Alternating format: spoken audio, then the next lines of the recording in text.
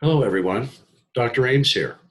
This time I'd like to talk about the myths and stereotypes at the beginning of chapter two, like we have in all the chapters of this text.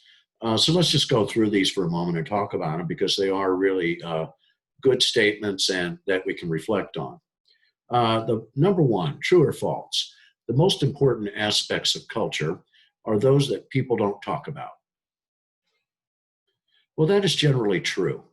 Most of the time, we can see and tell very little about people just from what we look at.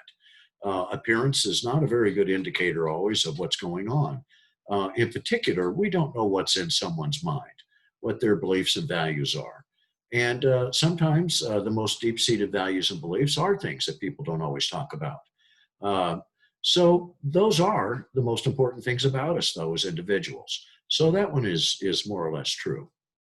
Number two, true or false? A myth is a false belief. Well, generally, we would say this is true because that's what a myth is, something that's not true, a false belief. The problem here is it's hard to say that really definitively because you might say false, not necessarily. Almost all myths are based on some kernel of truth.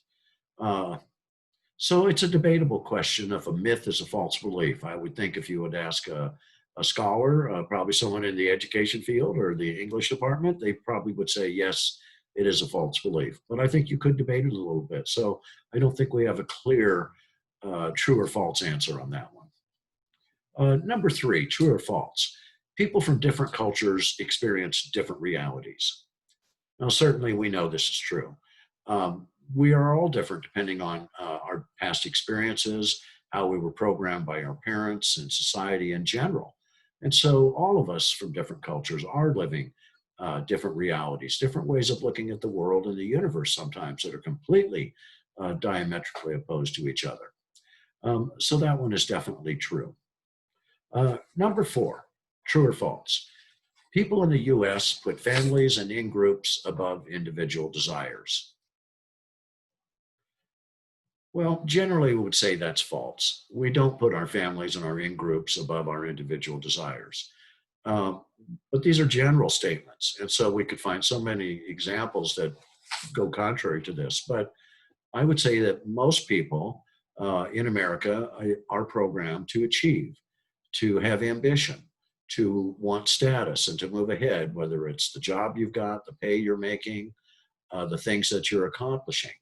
And those are individual achievements. And we don't always put our families and our in groups in before those sorts of desires. And that's what makes us a little bit different than much of the world. Although, again, I would say that that's just not everybody. There are those that family is absolutely everything, and their in group is everything, and they would subordinate all their own personal agendas to see those furthered.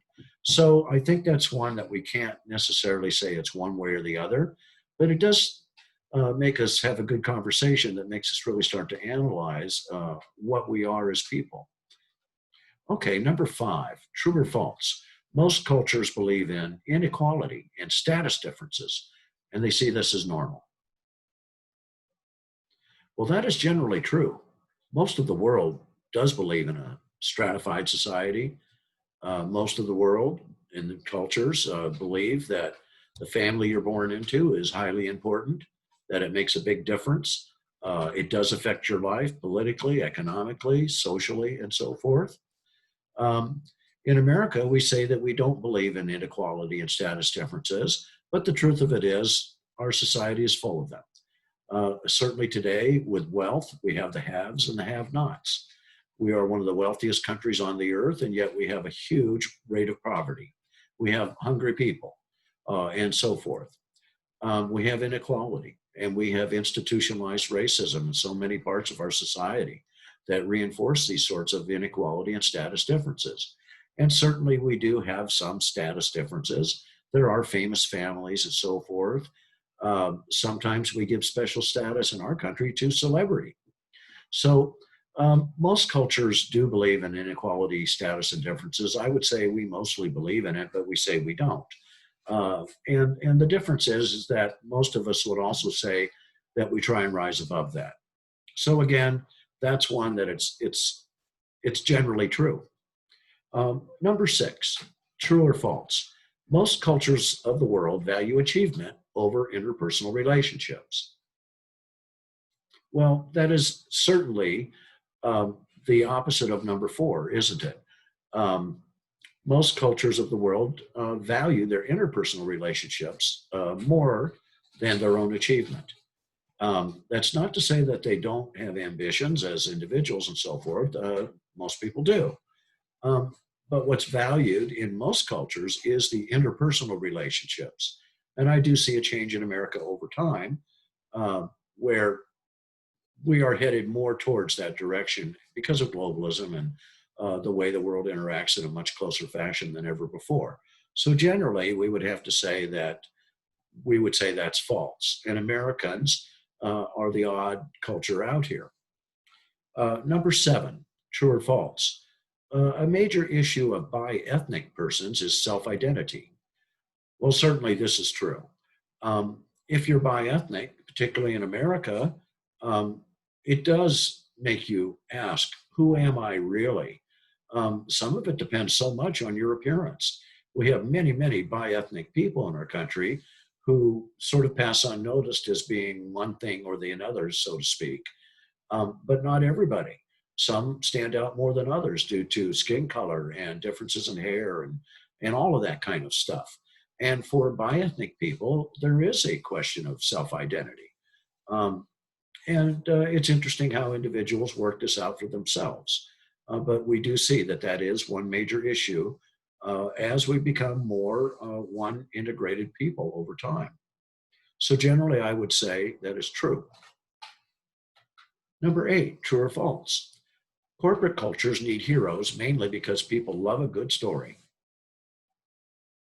Well, that's simply not true. The reason isn't because people love a good story, although people do. Corporate cultures need heroes to give them some idea of why we are here, why were we founded, what do we believe in collectively as an organization. In other words, our espoused values. And so, a good example of this is Herb Kelleher when he was formulating his idea in a bar, writing on a napkin to form Southwest Airlines. He wrote down some things he thought would be important in his new company. And one of them was at the top of his list was the human resource is the most valuable resource of the company. Um, Very interesting because not all CEOs feel that way, even though many of the most progressive companies do. Well, that story has been passed down and all the other things he wrote on the napkin that day. Um, and it's a great story within the company. That gives the corporation a little bit of identity.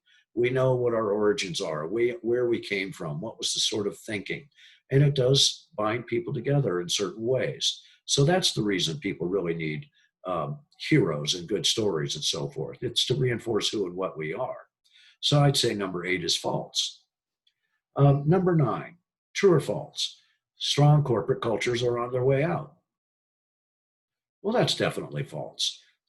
There's such an emphasis today through organizational studies of all types, the management style that we use where we're empowering people and so forth. Corporate cultures are not on their way out. They are getting stronger than ever before. I think companies are more attuned to this need and so forth and how important culture is. And so good, strong corporate cultures help us to succeed in the marketplace. Okay, folks, that's all I want to talk about this time. I'll talk to you again soon.